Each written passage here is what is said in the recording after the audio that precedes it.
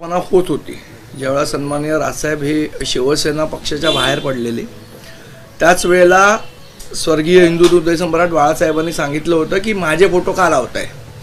त्याच वेळेला माननीय राजसाहेबांनी सगळ्यांना सांगितलं होतं की बाळासाहेबांची जर इच्छा नाही आहे तर आपण त्यांचे फोटो लावूया नको, आणि ते धोरण आम्ही आत्तापर्यंत पाळलेलं आहे। त्यामुळे बाळासाहेबांची इच्छा नाही म्हणून आम्ही ते फोटो कधी लावले नाहीत, आम्ही लावत नाही, आमच्या पक्षाचं ते धोरण नाही। पण उद्धव साहेब ठाकरे काल असं म्हणाले की आता सगळ्यांना गरज आहे बाळासाहेबांची वगैरे, तर माझा उद्धव ठाकरेंना प्रश्न आहे, ज्या वेळेला 1000 कोटीचा महापौर बंगला तुम्ही घशात घातला सन्माननीय हिंदू हृदय सम्राट माननीय स्वर्गीय बाळासाहेबांच्या नावाने, त्यावेळेला बाळासाहेब तुमची मग तुमचेच कसे राहतात? तुमचेच वडील राहत नाहीत ना। जर तुमचेच वडील होते आणि तेवढ्याच पुरतं बाळासाहेबांना मर्यादित ठेवायचे तर तुमच्या प्रायव्हेट प्रॉपर्टीवर स्मारक बनवायला पाहिजे होतं। जेव्हा तुम्ही पब्लिक प्रॉपर्टी घेतली 1000 कोटीची स्वतःच्या घशात घालण्यासाठी, त्यावेळेला बाळासाहेब हे देशाचे होते, हे देशाचे आहेत, आणि मग जेव्हा देशाचे आहेत तर तो शिंदेंनी वापरला काय किंवा अजून कोणी वापरला काय, तुम्ही त्याला ऑब्जेक्शन नाही घेऊ शकत ना। जेव्हा तुम्ही पब्लिक प्रॉपर्टी घशात घातली बाळासाहेबांच्या नावाने त्यावेळेला बाळासाहेब हे देशाचे झाले, ते आता तुमचे वैयक्तिक राहिलेले नाहीत, वैयक्तिक शिवसेना उभाटाचेही राहिलेले नाहीत, ते देशाचे झालेले आहेत, हे पण त्यांनी लक्षात ठेवावं। म्हणजे प्रॉपर्टी घशात घालताना बाळासाहेब देशाचे आणि एरवी फक्त माझेच वडील, असं दुटप्पी धोरण होऊ शकत नाही, हेही त्यांनी लक्षात घेतलं पाहिजे। पण हे पण मी क्लिअर करतो, त्या कार्यकर्त्यांनी जो फोटो लावला त्याचं काही आम्ही समर्थन करत नाही, पक्षाची पॉलिसी नाही।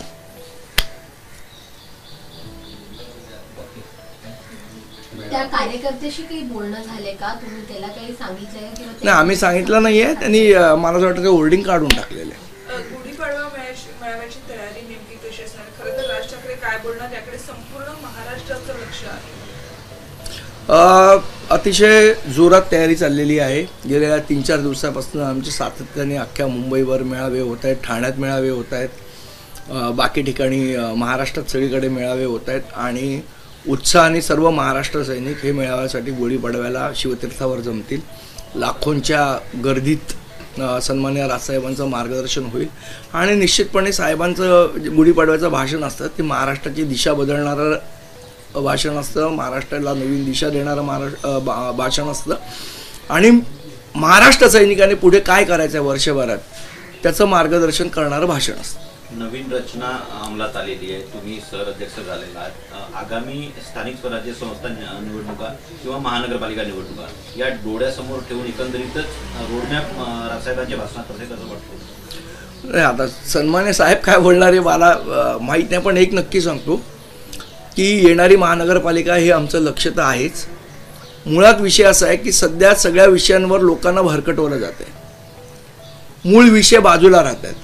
आज रस्त्यांचा विषय असेल, महानगरपालिकेचा नालेसफाईचा विषय असेल, पर्यावरण ज्या पद्धतीने खराब होत आहे तो विषय असेल, मला असं वाटतं हे जे मूळ प्रश्न आहेत लोकांचे, ज्याला आपण खऱ्या समस्या म्हणतो, त्याच्यावरनं लक्ष विचलित करून नाही त्या गोष्टींवर लक्ष डायव्हर्ट करायचं अशा पद्धतीचं राजकारण चाललेलं आहे।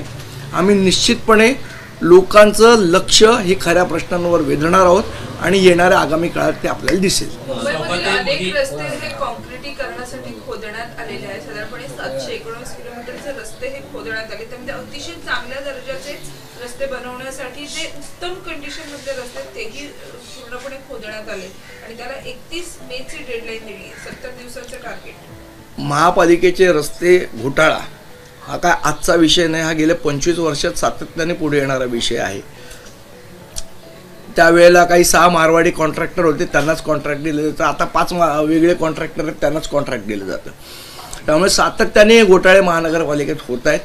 मला असं वाटतं ह्याच्यावर परमनंट सोल्युशन काढायची कुठलीच राजकीय इच्छाशक्ती दिसत नाही आहे, ही फक्त महाराष्ट्र नवनिर्माण सेनेमध्ये आहे, आणि आम्ही वारंवार रस्त्याच्या आंदोलनात अतिशय आक्रमकपणे आंदोलन जर कोणी केलं असेल तर ते महाराष्ट्र नवनिर्माण सेनेने केले।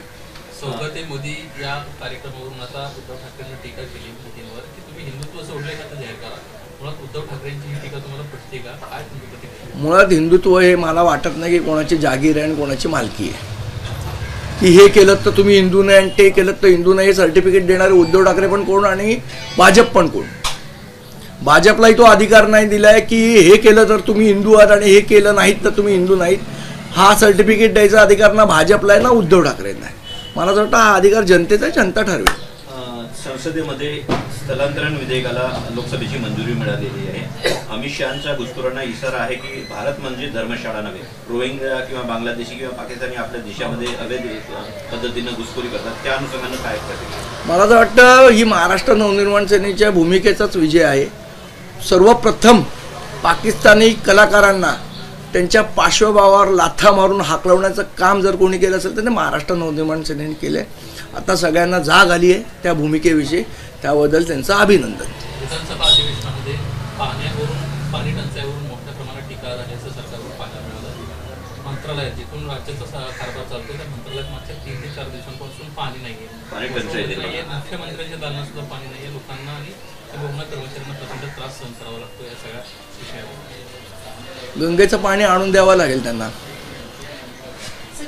कुणाल कामराविषयी त्याला 2 वेळा नोटीस बजावलेली आहे. अद्यापही त्याची जी पोस्ट आहे नवनवीन पोस्ट, मला असं वाटतं ना आपण तुम्ही प्रश्न विचारलाय ठीक आहे, पण मूळ प्रश्न लोकांचे आहेत त्याच्यावर आम्हाला बोलणं जास्ती आवडेल.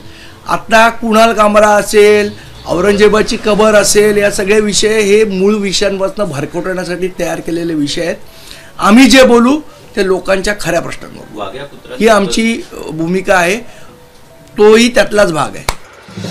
नवीन घडामोडी पाहण्यासाठी आजच आम्ही मुंबईकर 24 तासला लाईक करा, सबस्क्राईब करा आणि अपडेट रहा.